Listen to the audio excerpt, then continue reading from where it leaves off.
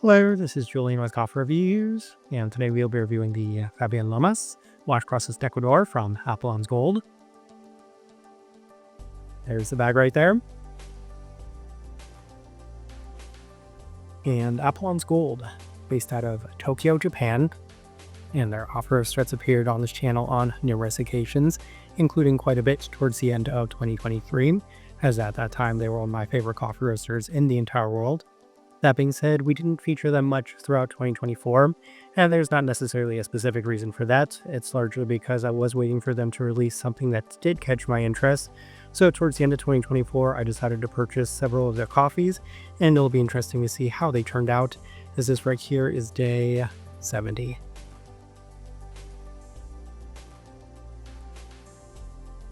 And recipe we went with this coffee was Apollon's Gold's recipe, which is a 17:1 water to coffee ratio, brewed at 93 degrees Celsius, about 199 degrees Fahrenheit. And I like this one best through the Chemex, which indicates a more medium grind. Roast profile for this coffee, that's going to be a very interesting discussion point when we are reviewing these Apollon's Gold coffees, as they are certainly nowhere near as light as they were towards the end of 2023. And I heard somebody say recently that all their coffees are omni-roasted. I believe that their coffees were always technically omni-roasted, but in terms of the roast profile for these coffees that we're discussing from them, the best comparison I actually came up with was something that I thought of just before starting this review, and it reminds me a fair bit of Manhattan's current offerings, as they aren't necessarily overly developed, but at the same time, they're definitely not light by any standards, as it kind of falls into that weird middle ground where I don't necessarily get a whole lot of roastiness from it, but that being said, it certainly isn't to the same extent of lightness that it once was. So I feel like kind of the best way to describe the profile of this one is a little bit more in line with that medium light by most standards and metrics. With all that out of the way, let's go ahead and start discussing this coffee. Day 40 first impression, so they still do recommend and suggest at least 35 days rest period before starting their coffees, and we opted for the V60, and that was my first takeaway with this coffee, is that it did feel a bit more robust than we've typically experienced for Apollon's Gold's coffees in the past, as there's even a slight roasty quality to this one. So I said that with the coffees we're discussing, there isn't too much of that. And that being said, it was noticeable enough to the point where I said, okay, this is definitely nowhere near as light as their coffees used to be in the past. Pretty traditional for a South American coffee, with a bit more of a bold feel to it and a spiced tone to justify the listed ginger ale. So not necessarily the best first impression, but this is generally the first impression I had of the coffees that we are discussing from them. Just kind of taken by surprise given how much more developed they are than they used to be. Day 43 through the Chemex, and the coffee is better than the initial impression, as there's much more of the spiced tone, both in line with the expectations for a Sidra, as well as the description for this coffee, given that it does have that ginger ale aspect.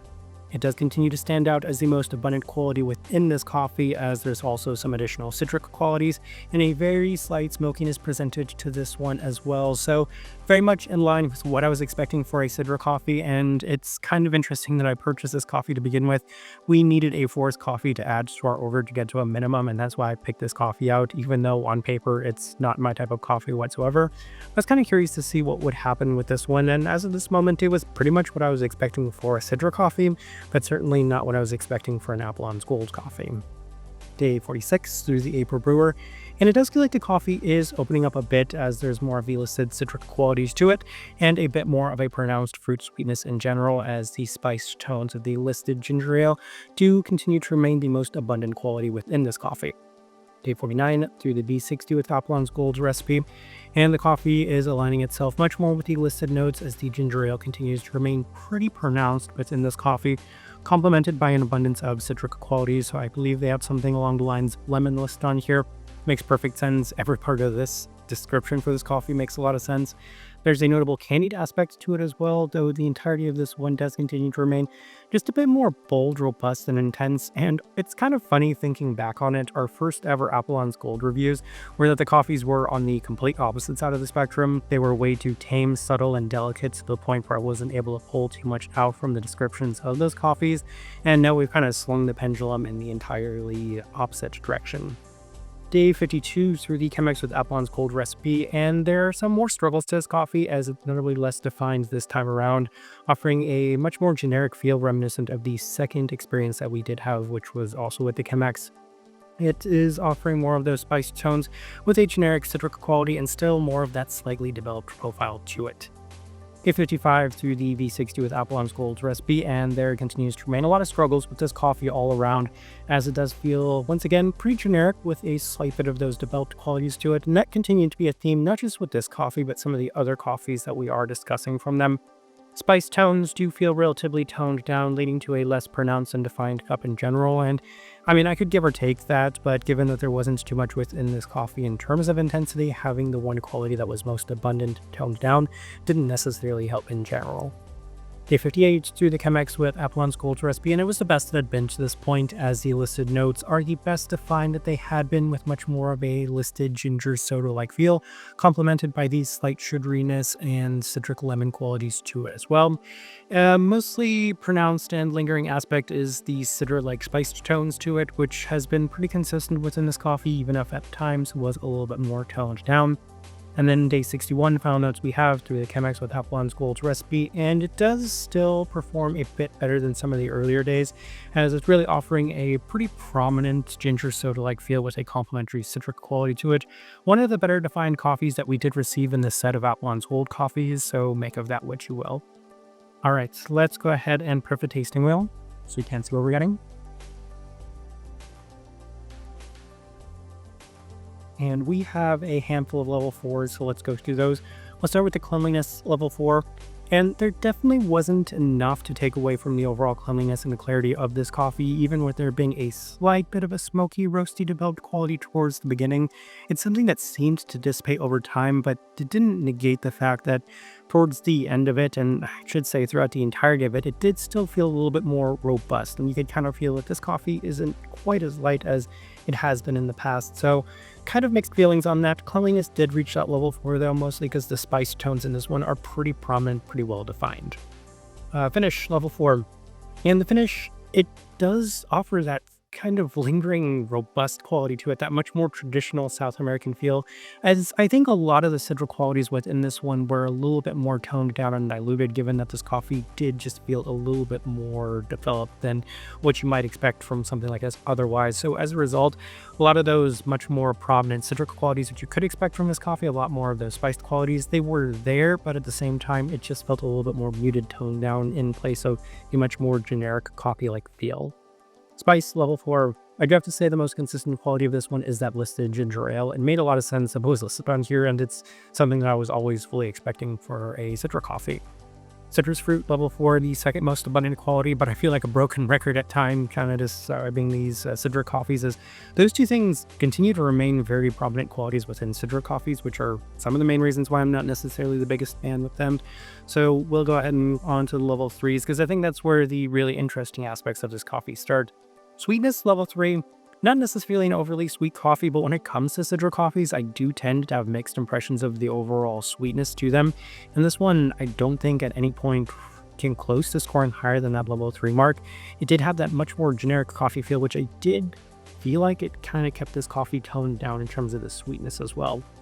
Acidity level 3, that might be one of the bigger surprises of this coffee, because the acidity, the brightness of this one did feel a little bit more toned down, and usually that is one of the standout qualities of citric coffees in general. So I think that having that be a little bit more muted in terms of the overall experience on this coffee was certainly an interesting aspect of this one.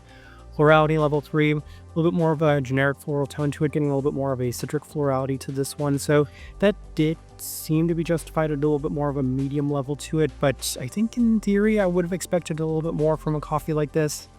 None of the other fruit qualities scored a level 3. We'll go ahead and move on to the savoriness level 3. And I don't think that's really surprising either, given that this coffee is once again that really kind of spiced, strong, citric-like coffee. So I do tend to get a lot of the more savory qualities to these types of coffees. So not surprising there either. Probably one of the other surprising things is the body there at that level 3 mark, as I continue to mention that this coffee just felt a little bit more full, a little bit more bold, a little bit more robust. I think that really translated into the body of this one in general, as the coffees we're discussing from them do continue to fall along this theme, as well as they all seem to have just a little bit more body and texture to them, especially relative to the first experience that we did have from this coffee roaster. So as I am looking at this tasting wheel, I do think it is a pretty good representation of what I was getting from this coffee. All right, so my overall thoughts and impressions of this coffee. I mentioned earlier that of the coffees that we did pick up from Apollon's Gold, this is the coffee that I was least excited about, as it's definitely the one that's least in line with my own preferences. That being said, I did enjoy this coffee a bit more than some of the other ones that we are going to be discussing from them as well, as I did come to appreciate this coffee for what it was. I mean, it's very Sidra-esque, even with it being a little bit more robust of a Sidra-esque feel to it. That being said, this is the first coffee we're kind of discussing about, well, with Apollon's Gold that does have that more robust quality to it, that more developed quality to it. And it's kind of surprising that this is the direction that they did go with their coffees. As I mentioned before, I was a really big fan of the profile that they had of their coffees towards the end of 2023. So I was really hoping that they would continue with that profile, as I found that to be the ideal fit, where it wasn't too light, but at the same time, it wasn't to the extent that this coffee is. So that's to say, I had generally mixed impressions of this one specifically because it probably exceeded my expectations ever so slightly for not being the type of coffee I enjoy, but at the same time, for a coffee roaster that I've had such positive experiences with and have very high expectations for, it certainly didn't live up to those. Type of person I would suggest this coffee to. So this one feels like a bit more of a traditional feel, kind of mixed with a lot of those Sidra qualities. So a bit more of those heavier bodied, more traditional coffee, robust, generic coffee characteristics to it, complemented by that spiced Sidra-like ginger quality, as well as those citric qualities that gives it a very interesting mix of those two aspects within one coffee.